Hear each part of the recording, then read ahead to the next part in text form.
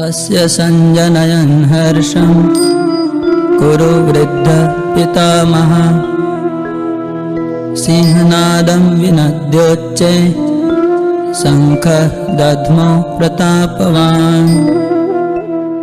তখন কুরু বংশের বৃদ্ধ পিতামহ ভীষ্ম দুর্যোধনের হর্ষ উৎপাদনের জন্য সিংহের গর্জনের মতো অতি উচ্চ নাদে তার শঙ্খ বাজালেন।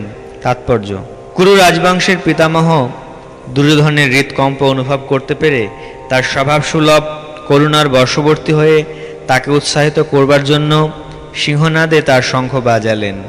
পরোক্ষভাবে শঙ্খধ্বনির মাধ্যমে তিনি তার হতাশাচ্ছন্ন পৌত্র দুর্যোধনকে জানিয়ে দিলেন যে এই যুদ্ধে জয়লাভ করার কোনো আশাই তার নেই, কারণ ভগবান শ্রীকৃষ্ণ ছিলেন তার বিপক্ষে।